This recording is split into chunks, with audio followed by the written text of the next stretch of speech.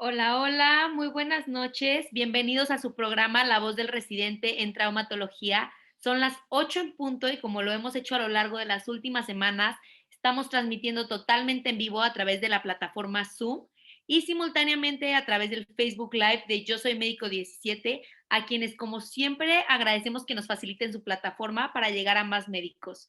Les recuerdo que este video quedará grabado y estará disponible para ustedes a través de YouTube. Es muy fácil, solo entran a YouTube, teclean Medical Legal Center, se suscriben y encontrarán todos los jueves la sesión de La Voz del Residente en traumatología, para que usted pueda volver a verla, disfrutarla e incluso, si le gustó, compartirla con otros compañeros.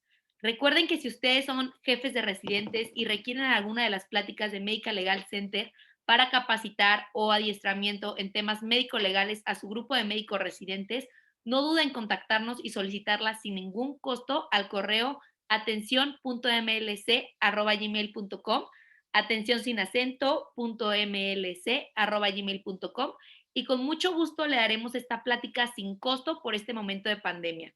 Igual en un momento más les dejaré todos estos datos por el chat.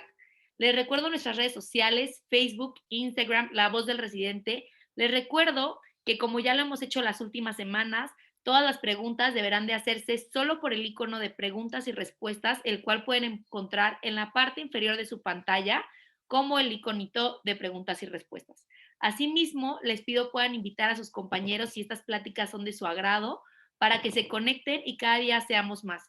El objeto de este programa es que todos los médicos residentes de traumatología en Latinoamérica puedan compartir experiencias médicas de su sede y de esta forma podrán saber qué están viendo en cada sede y estaremos mejor preparados en el ámbito profesional.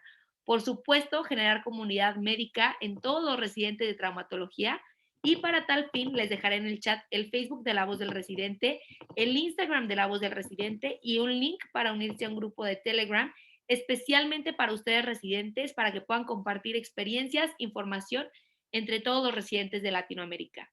Les recuerdo una semana más la dinámica. El médico residente invitado al cual ahorita les voy a presentar porque es un excelente médico, tendrá un tiempo de 30 minutos para exponer el caso o tema que eligió su sede, al término del cual el mentor de La Voz del Residente que nos ha estado acompañando aquí las últimas semanas dará un resumen de la plática. Posteriormente se abrirá un lapso de preguntas y respuestas que podrán contestar los médicos invitadas y el mentor para posteriormente dar su mensaje final, tanto el médico invitado como el mentor. Para mí es un gusto darle la bienvenida como cada semana a nuestra mentora de La Voz del Residente en traumatología, la doctora Marlene Vanessa Salcido Reina. Bienvenida como siempre y gracias por su apoyo y aportación a la comunidad médica de residentes de traumatología. Muchísimas gracias por acompañarnos una semana más. A su vez, ahora sí, sin más preámbulo, para mí es un gusto y un privilegio presentar a la doctora Silvia Abigail García Sierra, médico residente en... Ay, se me fue por aquí, perdón, una disculpa. Médico residente de traumatología y ortopedia en el Hospital General de Mexicali y médico cirujano partero de la Universidad Autónoma de Nuevo León. Y bueno, hoy nos comentarán un tema súper interesante, el cual abarcará un poquito de los temas, pero específicamente evaluación y tratamiento de lesiones vascular asociada a fractura o procedimientos de ortopedia, en el cual podrá abundar un poquito más en todos los temas de su interés y en las preguntas y respuestas podrá resolver todas sus dudas. Bienvenida, doctora Silvia. La dejamos con el mejor público, que son los médicos residentes de traumatología, y nos vemos posteriormente en la sesión de preguntas y respuestas. Gracias. Nada más para corroborar, ¿sí me escuchan bien? Sí, perfecto. Ok, muy bien. Bueno.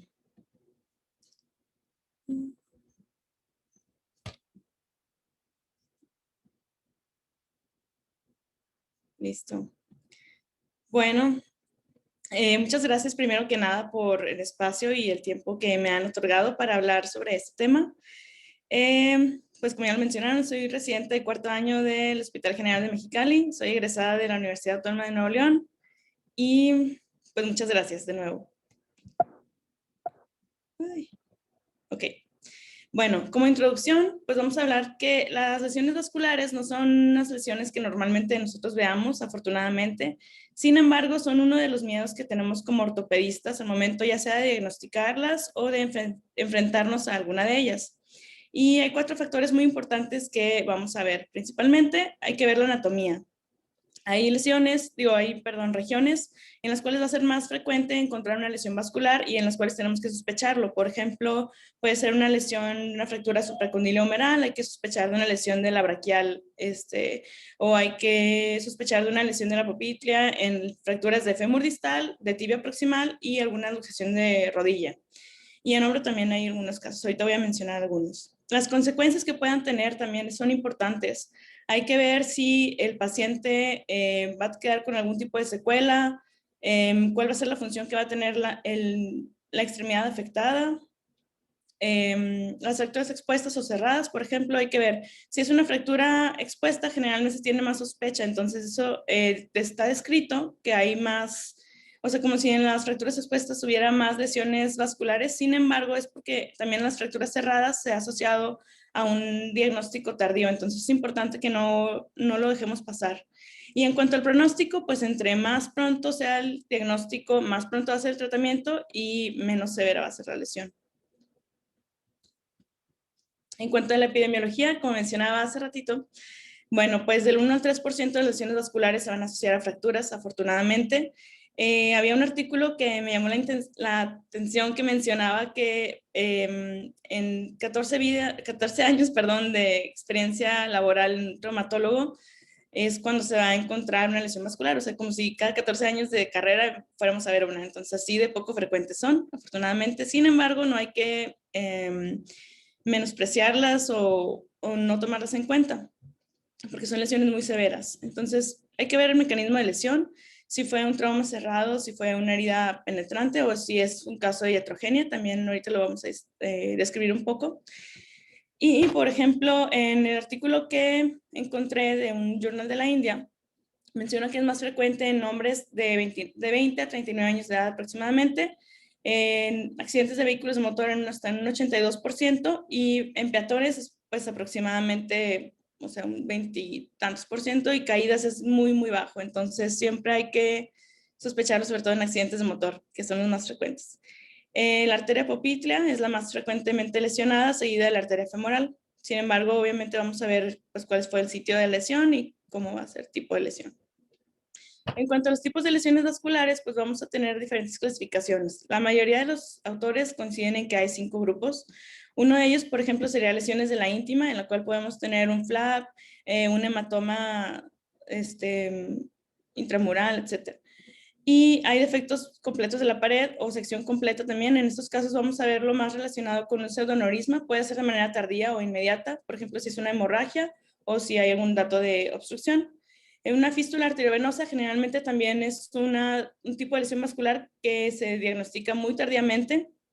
En cuanto al espasmo arterial, a veces lo ponen ellos como si fueran parte del curso clínico de la enfermedad, sin embargo, no siempre lo van a clasificar como un grupo más, pero pues así lo encontré. Y en cuanto a grupos de compresión externa, eso se refiere más bien a cuando ya tenemos un síndrome compartimental que va a estar afectando algún vaso o algún hematoma que esté haciendo como una función de masa, ¿ok? Y por ejemplo, como lo vemos aquí en la esquina superior derecha, tenemos, por ejemplo, una sección incompleta de algún vaso. Esto nos puede dar diferentes tipos de manifestaciones que nosotros podemos asociar con que sea tipo de lesión incompleta. Puede ser, por ejemplo, un hematoma pulsátil o una ruptura, una hemorragia tardía, puede dar un trombo, un embolismo, incluso un falso aneurisma, como ahorita mencionábamos, y como vamos a ver en algunos de los casos que encontré. Y puede dar también alguna fístula arteriovenosa. Cuando hay una sección completa, pues generalmente el vaso se va a espasmar, vamos a tener una isquemia distal y vamos a tener un déficit de pulsos que incluso nos pueden dar datos de sufrimiento de la extremidad. Y por ejemplo, como mencionaba hace rato, en las fracturas cerradas, que no son, donde no vemos no se ven tan aparatosas estas lesiones, pues puede ser porque el vaso se va a quedar pinzado entre los fragmentos óseos una vez que se reduce, o si no, también puede ser por estiramiento. Y esto nos da, por ejemplo, ya sean datos de trombosis, un hematoma subíntimo, o como les mencionaba, así como si fuera un flap que va a estar disecando el vaso. En cuanto al tratamiento y manejo exitoso de lesiones vasculares, por ejemplo, bueno, se menciona que hay tres factores importantes. Uno de ellos va a ser la historia clínica y el examen físico detallado. Hay que ver, por ejemplo, si el paciente nos llega hemodinámicamente estable, pues hay que aprovechar para interrogar cómo fue la lesión, si se acuerda o no, qué fue lo que pasó, etcétera. Hay que tener una alta sospecha clínica también y hay que hacer un pronto tratamiento. O sea, siempre vamos a preferir no, ¿cómo se llama? O sea, no vamos a, es mejor sospechar que tienes una lesión vascular que no la tienes, ¿ok? Bueno, hay ciertas lesiones que se van a considerar, por ejemplo, de alto riesgo. Uno de ellos son las fracturas expuestas. Las fracturas cementarias deficiarias también nos van a dar datos de lesiones de alto riesgo. Una articulación flotante, ya sea en codo o en rodilla, y un trauma severo, ya sea por aplastamiento o una lesión tipo crush. Entonces vamos a ver algunos patrones específicos de las lesiones. Como les mencionaba ahorita, o sea, según el sitio de lesión, es como nosotros vamos a sospechar que tenga una lesión vascular o no. Entonces, por ejemplo, tenemos en la imagen de aquí una fractura donde está la clavícula, y si tenemos una fractura del tercio medio de clavícula, es muy poco frecuente, pero sí se puede dar que tengamos una lesión del plexo braquial o incluso del vaso perdón, de la arteria y vena subclavia. Y, por ejemplo, en pelvis podemos ver según qué parte del anillo pélvico está afectado. O sea, si vamos a tener afección del anillo pélvico posterior, pues podemos tener algunos vasos que estén llegando al sacro afectados, o la glútea inferior y superior, también los vasos iliolumbares. En cuanto a ya la articulación coxofemoral, pues podemos tener una lesión del obturador o de la glútea inferior, y en las fracturas de rama pues, púbica, perdón, o en anillo anterior, vamos a tener una lesión de la rama obturadora o de la pudenda interna. Entonces, por ejemplo, aquí tenemos el húmero, y este vaso que se ve aquí es la arteria braquial. Entonces, en niños, por ejemplo, que tengamos una fractura supracondilia, siempre hay que vigilar el estado neurovascular, debido a que nos pueden hacer complicaciones, y pues por eso son una urgencia ortopédica. Y, por ejemplo, como les mencionaba también, el vaso que más sufre y el que más frecuentemente se ve afectado es la poplitea. Y esto puede ser por fracturas de fémur distal, fracturas de tibia proximal o una luxación de rodilla, en la cual la arteria sufre. Entonces, por ejemplo, ese es un caso bien raro que casi no, bueno, al menos a mí no me ha tocado ver ninguno, pero está escrito. Este es un caso que vi en un artículo de Chile, en el cual ellos hacen un reporte, porque es un masculino de 71 años de edad, en el cual él sufrió una lesión por abducción forzada al momento de estarse transportando en un vehículo o sea, en un camión iba. Entonces, para no caerse, el señor se agarró muy fuerte de uno de los tubos, entonces sufrió tracción excesiva del miembro superior derecho. Entonces, él llega al hospital y lo empiezan a valorar, el paciente está estable hemodinámicamente. Entonces lo llevan a hacer una radiografía de tórax, y en la radiografía de tórax ellos observan que pues nada más se ve, ellos nada más describieron que tenía aumento de la superficie, perdón, del espacio cromoclavicular, y no se dieron cuenta de esto que nosotros estamos viendo aquí. O sea, esto es una disociación, escapulotorácica. Entonces, una de las lesiones que tienen una morbilidad muy alta, debido a que son muy poco frecuentes y pues no los diagnosticamos frecuentemente. Entonces, él tuvo una lesión de la subclavia que formó un hematoma, y no se dieron cuenta hasta que el paciente se empezó a deteriorar, y pues finalmente falleció. Entonces, la causa de muerte en este paciente fue una disociación escapulotorácica. Y ellos, como moraleja, nos mencionan de que pues no hay que, o sea, siempre hay que tener mucha atención en cómo son los tipos de lesiones, del mecanismo, y ver sobre todo que el paciente, son lesiones dinámicas, se menciona, o sea, hay que estar reevaluando cada rato para ver que el paciente siga estable y descartar que tenga una lesión vascular. Bueno, por ejemplo, en este caso, bueno, es un artículo que yo vi que era me parece que es ay, no recuerdo dónde es este artículo. Bueno, en este artículo ellos mencionan implicaciones clínicas asociadas a fracturas de miembro superior, miembro inferior y pélvicas. Entonces, pues hicieron una cohorte retrospectiva de 9 años en 64 pacientes. Ellos, por ejemplo, vieron de que tenían todas las admisiones que habían tenido en su hospital, Ya me acordé, creo que ese es del Reino Unido, sí. Entonces, ellos, por ejemplo, tuvieron 3.689 admisiones en urgencias, de los cuales 904 fueron fracturas, y de estos, nada más a 64 pacientes se vio una lesión vascular asociada a fractura. Entonces, en miembro inferior vieron que había 32 pacientes con afección vascular, en miembro superior 17 y en pelvis dieron 15. Y mencionan aquí cuál fue lo más frecuente encontrado. En pelvis, por ejemplo, era la arteria glútea, la obturadora y la pudenda interna y las ilíacas. E incluso también se vieron casos de plexo venoso. Entonces, como vemos en la imagen de aquí, era una fractura de tipo C de pelvis. Entonces, tenemos que es una fractura de la rama superior e inferior. Y ellos vieron una lesión aquí que tenían una fuga de contraste. Entonces, era de la rama obturadora. Lo que hicieron fue por embolización, le pusieron coils y pues ya, el paciente se estabilizó hemodinámicamente y todo le fue bien. Entonces, lo que ellos mencionan, por ejemplo, es que en la mayoría de los pacientes se hizo de manera abierta si afectaba la extremidad y si afectaba pelvis, lo hacían en manera endovascular, la reparación. Entonces, por ejemplo, también tenemos otro caso en el cual ellos tenían una fractura de fémur diaficiaria.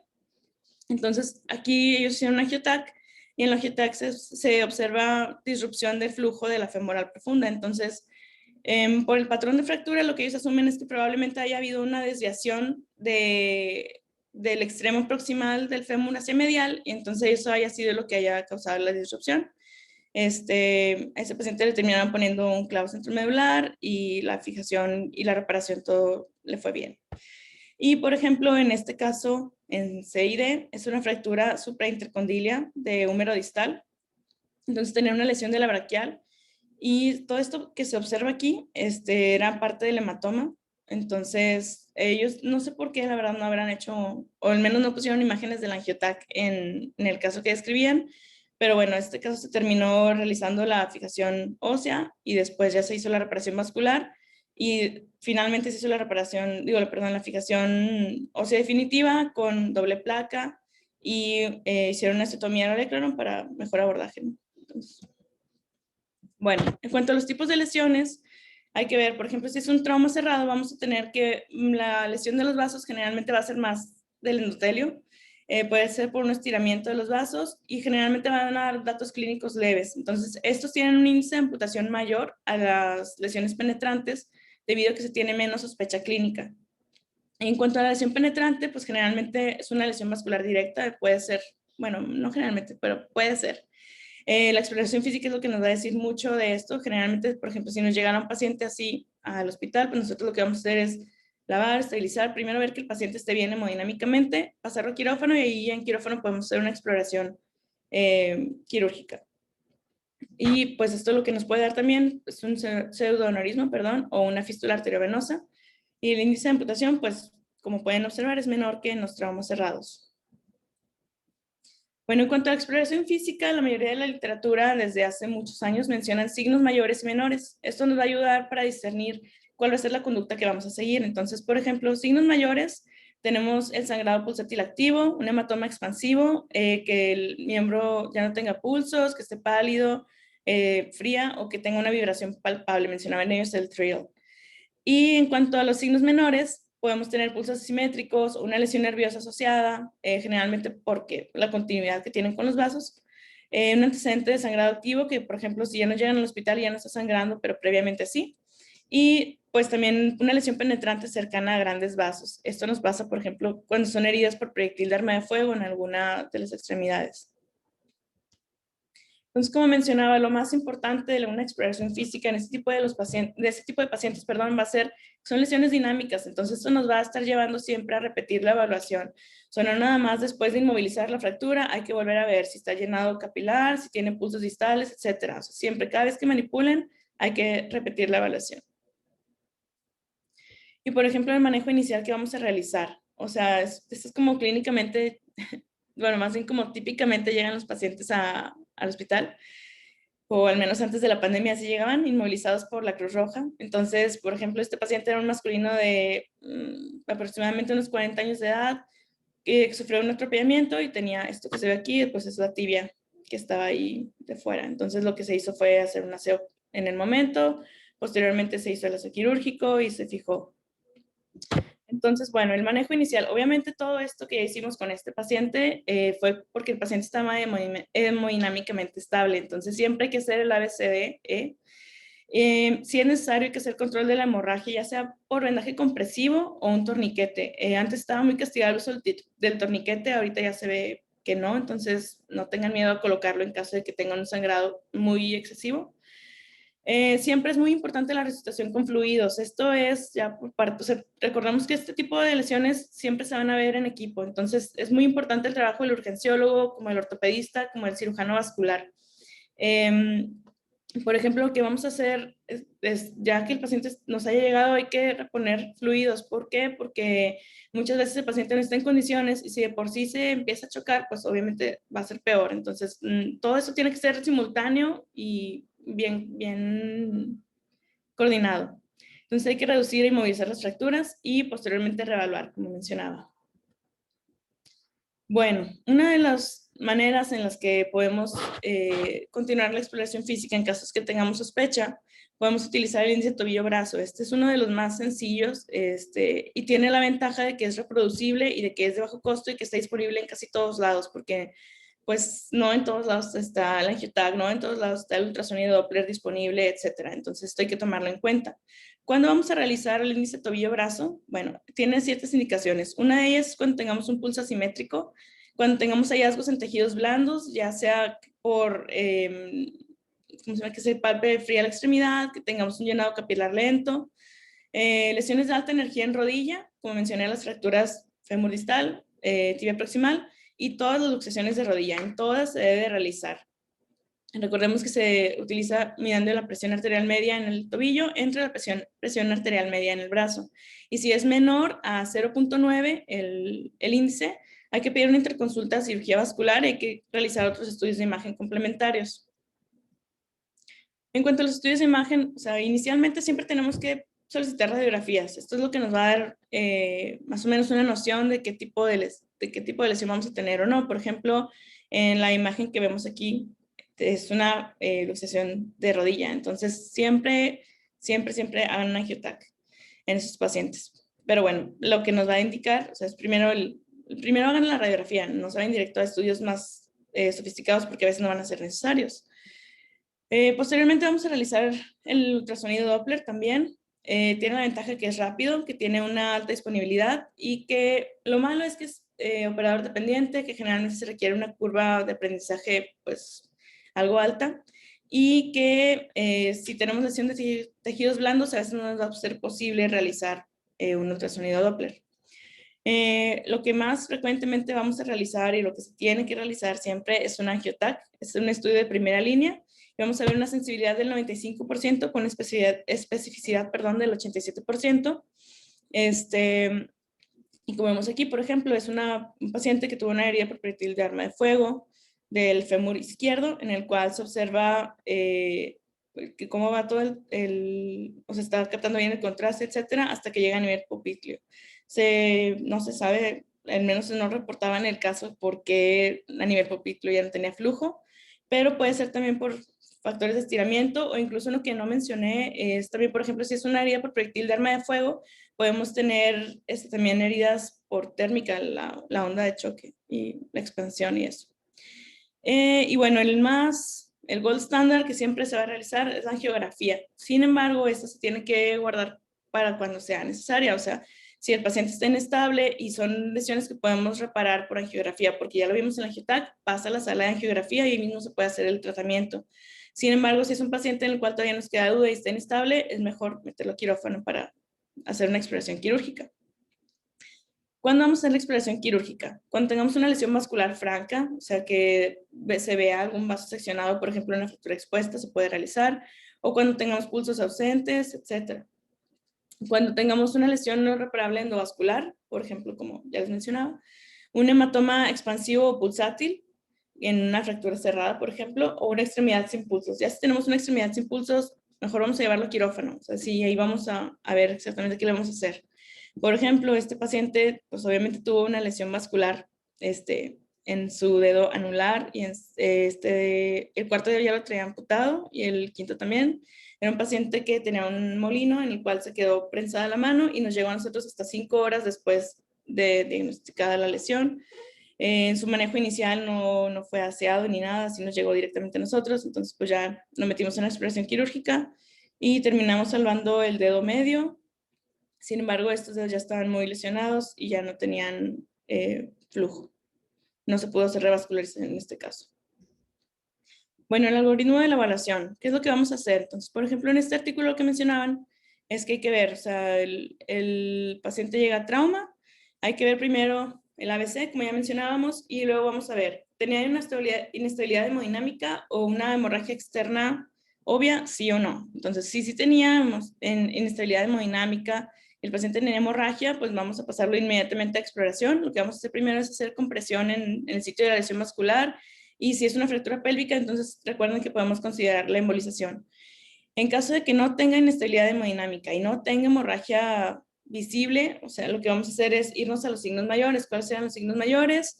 Pues que tuviera sangrado pulsátil activo, que tuviera un hematoma expansivo, que no tuviera pulsos, que la extremidad estuviera fría o que hubiera una vibración palpable. Entonces, si tenía alguno de ellos, ¿estaba presente o no? Bueno, si está presente, vamos a hacerle una angiografía y después nos vamos a llevar a quirófano.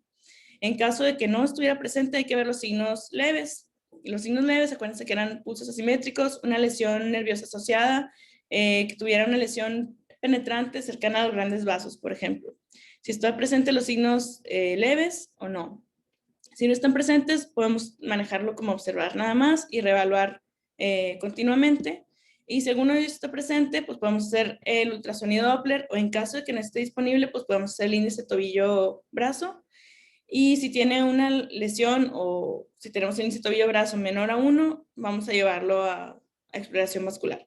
En caso de que no tengamos una lesión ni en el Doppler y el índice tobillo-brazo sea mayor a 1, lo vamos a seguir observando. Entonces, una vez que reconocemos la lesión, que es lo que vamos a hacer, lo vamos a llevar a quirófano. Si en quirófano el cirujano vascular realiza una derivación, pues hay que ver si está viable o no. O sea, si no está viable la extremidad, se requiere una amputación primaria. Y en caso de que sí esté viable, podemos hacer la debridación. Primero hay que hacer la fijación esquelética, eso es bien importante, y posteriormente ya se hace la reparación vascular. Y ya en un tercer tiempo se puede hacer la reconstrucción de tejidos blandos como de nervios, tendones, etcétera.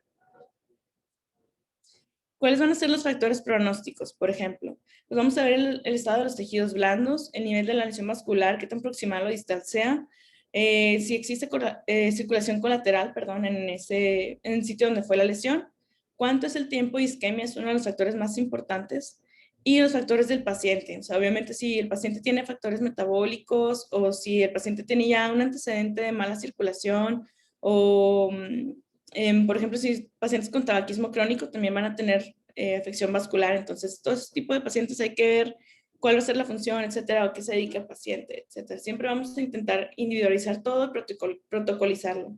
Entonces, por ejemplo, en esta imagen que vemos, era un paciente que es abogado de 40 años de edad. Él nos llegó así,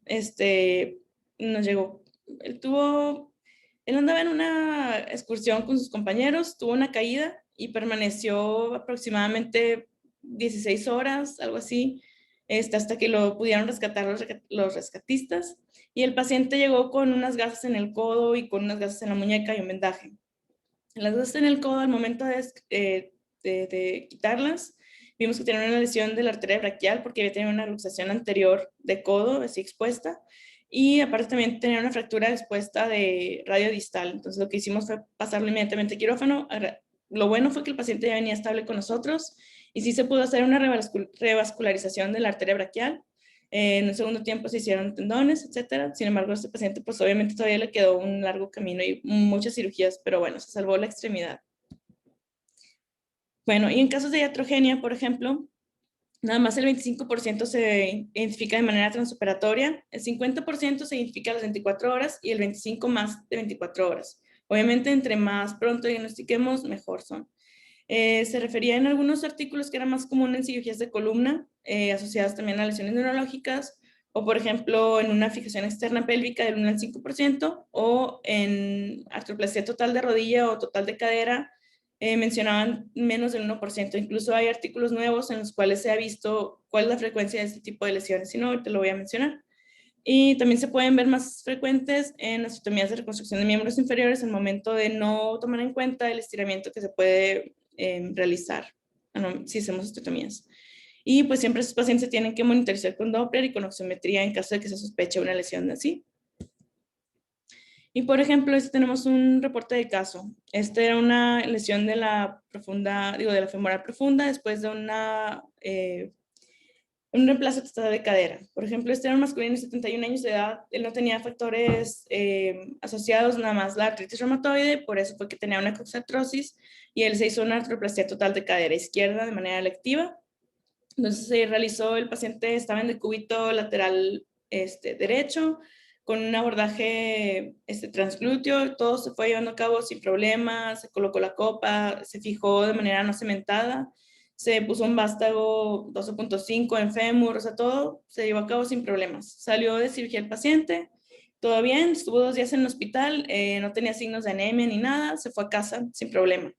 Al momento que él estuvo subiendo escaleras, se dieron cuenta de que el paciente tenía un aumento de volumen en la ingle y fue de nuevo al hospital, en urgencias lo vieron, y efectivamente le hicieron un estudio, un angiotac, perdón, en la cual se observaba que tenía esto, por ejemplo, esto que se ve aquí, fuga de contraste.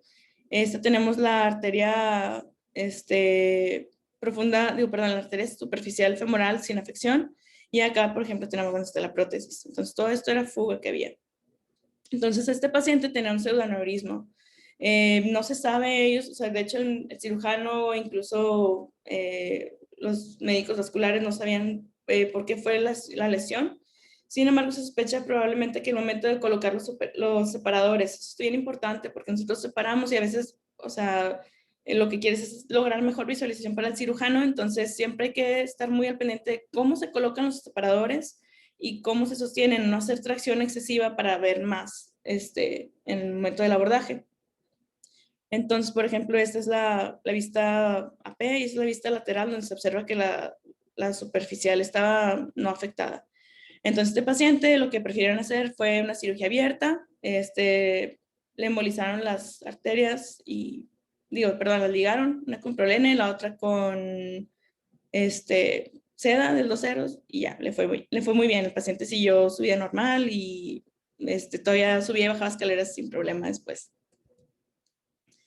Y, por ejemplo, una revisión bibliográfica que se hizo en el Journal de Bone and Joint, son las lesiones vasculares iatrogénicas durante la artroplastía total de la cadera. Entonces, lo que ellos vieron fueron 61 artículos filtrando lesiones vasculares, artroplastía total de cadera y atrogenias. Entonces, hicieron así un montón de estudios, de investigación en la cual salieron 61 artículos, de los cuales 138 lesiones vasculares se vieron en 124 pacientes. ¿Por qué? Porque algunos tenían más de una lesión vascular.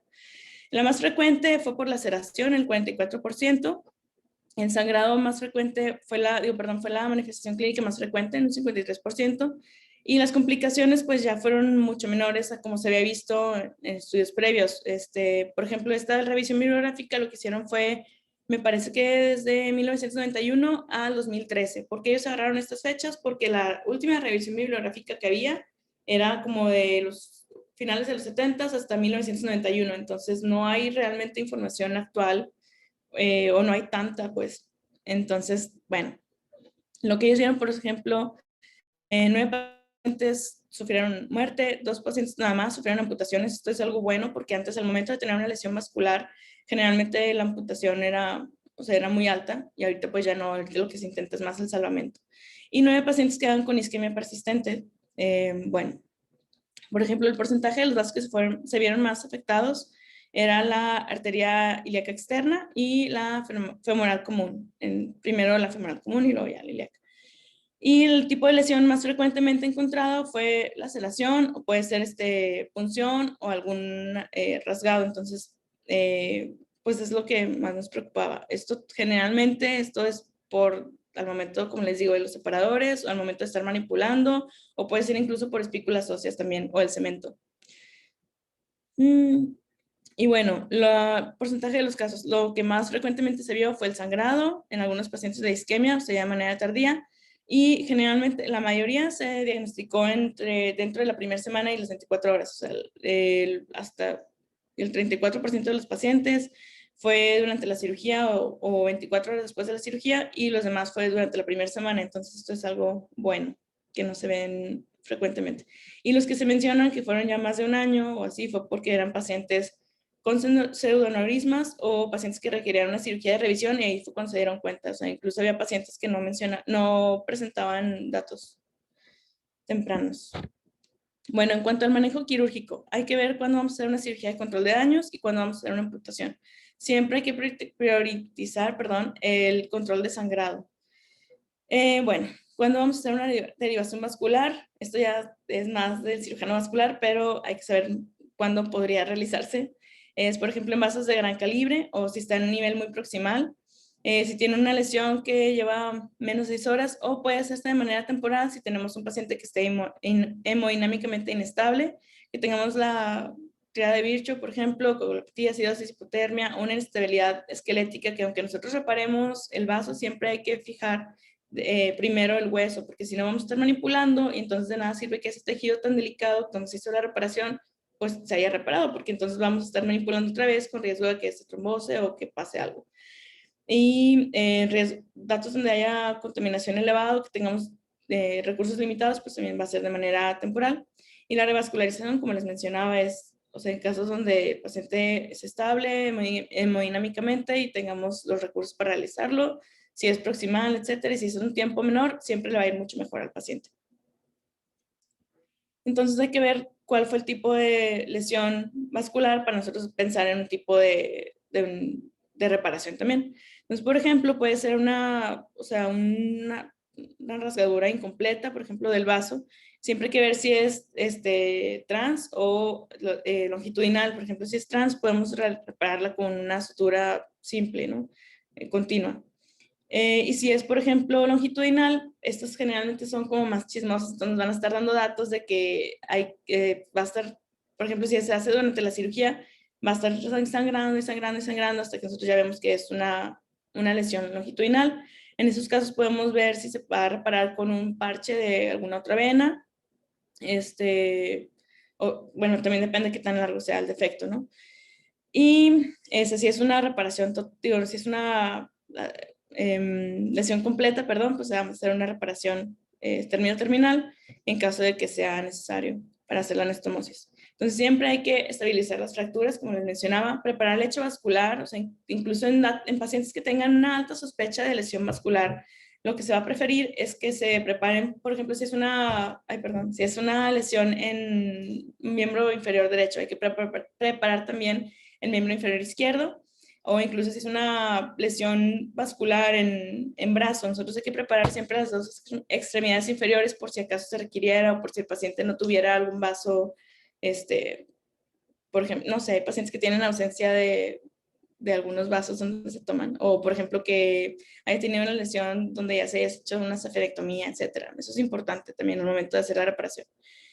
Y la endovascular, pues generalmente se guarda más para otro tipo de lesiones que generalmente nosotros como traumas no vemos, o para las fracturas pélvicas.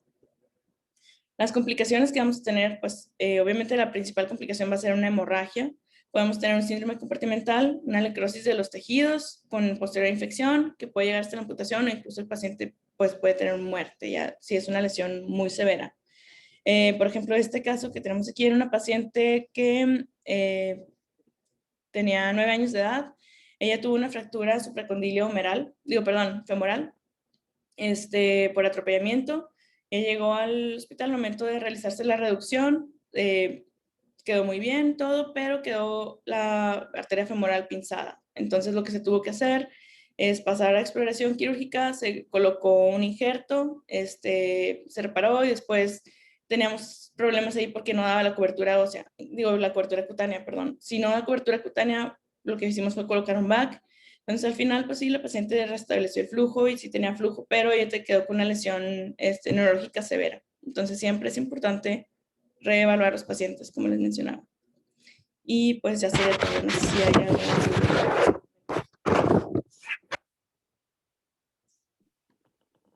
Doctora Silvia, extraordinaria su plática, la felicitamos muchísimo, mil gracias por estar aquí. Y ahora sí, damos espacio a nuestra mentora Marlene Vanessa Salcido para que nos comente un poco y nos dé una pequeña conclusión sobre lo planteado.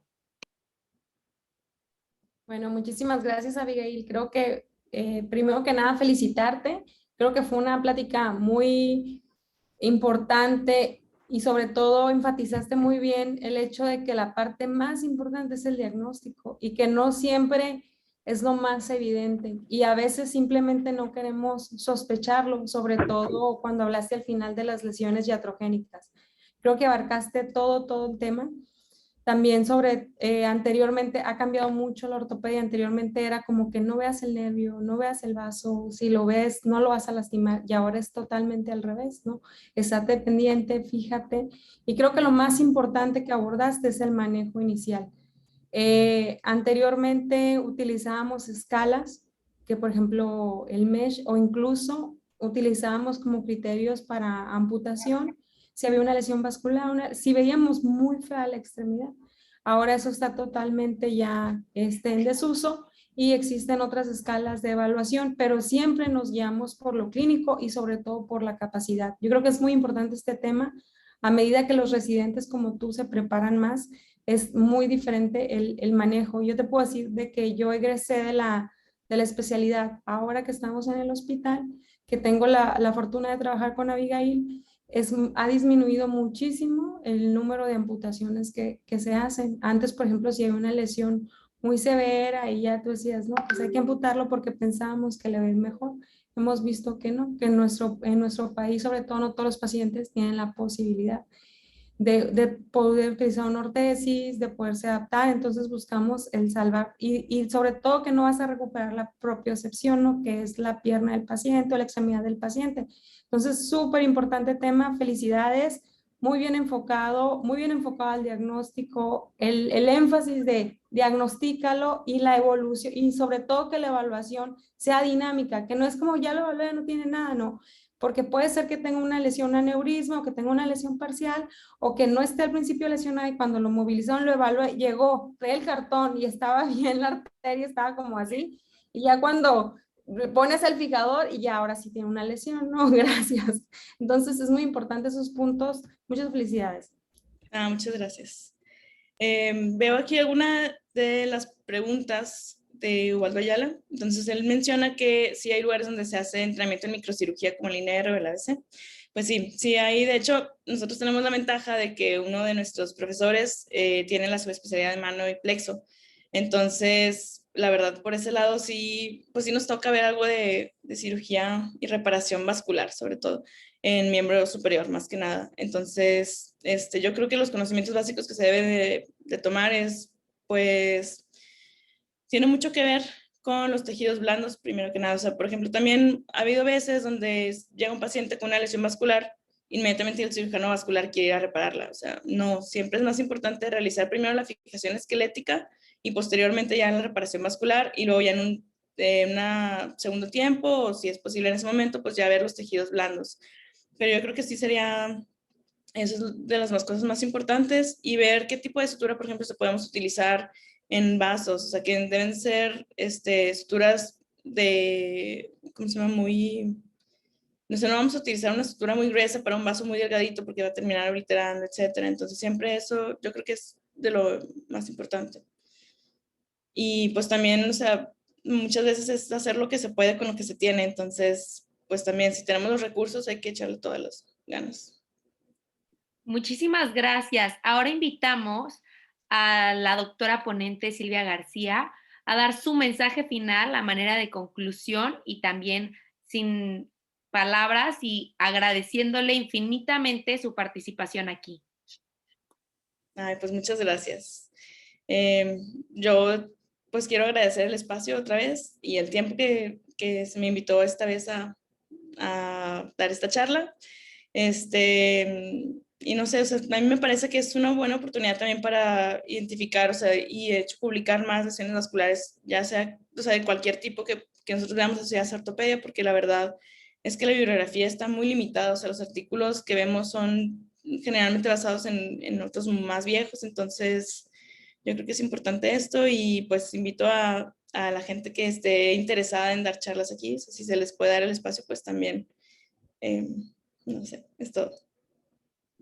Muchísimas gracias. Ahora invitamos a a la doctora Marlene Vanessa Salcido, la mentora de aquí de La Voz del Residente en Traumatología, a dar su mensaje final a manera de conclusión.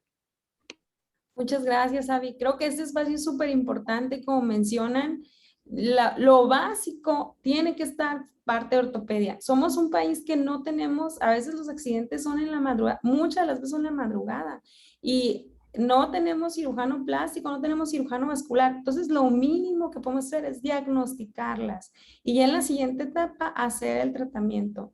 O sea, creo que eso, como enfocó Abigail, evaluación dinámica es básico y no podemos arreglar o tratar lo que no sabemos que existe, ¿no? Entonces está muy padre el enfoque que hace Abigail. Tenemos la fortuna de que hemos aprendido y así le vamos a ofrecer un mejor manejo a nuestros pacientes. Siempre la vida por delante. Si es un paciente que está muy grave, siempre el ABC, como dijo Abigail, o sea, primero la vida y después la extremidad. O sea, siempre va a ser primero la vida del paciente y eso lo vamos a evaluar de acuerdo a la clínica. Entonces, sí tiene que ser parte, a medida que nosotros demandemos esos conocimientos, tener esos, se nos va a ir dando también, ¿no? Muchas gracias por el espacio y pues muy orgullosa de mi residente. Muchas gracias. Gracias, doctora. Muchísimas gracias a las dos. Ya vi que te andaba diciendo por tu otro nombre. Muchísimas gracias, Abigail, por estar aquí. Muchísimas gracias, doctora Vanessa. No sé si le gusta que le diga más Marlene que Vanessa, pero igual muchísimas gracias a las dos por asistir. Es un gusto para nosotros tenerlo aquí. En serio, es un placer que nos hayan compartido información de tanto valor para todos. Les recuerdo que este video quedará grabado y estará disponible para ustedes a través de YouTube. Es muy fácil, solo entran a YouTube, teclean Medical Legal Center, se suscriben y todos los jueves encontrarán la sesión de La Voz del Residente en Traumatología para que puedan volver a verla, disfrutarla y si fue de su agrado, compartirla con otros compañeros para que ellos también puedan saber esta información. Igual, si ustedes son jefes de residentes y requieren alguna de las pláticas de Medical Legal Center para capacitar o para adiestramiento médico legal en su grupo de médicos residentes, nos puede contactar y solicitarla sin ningún costo al correo que les acabo de dejar en el chat. Igual se los repito, es atencionsinacento.mlc@gmail.com y con mucho le daremos esta plática sin costo en el momento de pandemia. Les recuerdo nuestras redes sociales en Facebook e Instagram, La Voz del Residente, y les recuerdo que muchísimas gracias por ser el mejor público, por siempre estar al pendiente, por seguirse suscribiendo y por seguir apoyando a todos los médicos residentes y gracias a nuestros mentores por seguir impulsando que esto sea posible. Muchísimas gracias a todos ustedes por asistir. Nos vemos el próximo jueves. Gracias.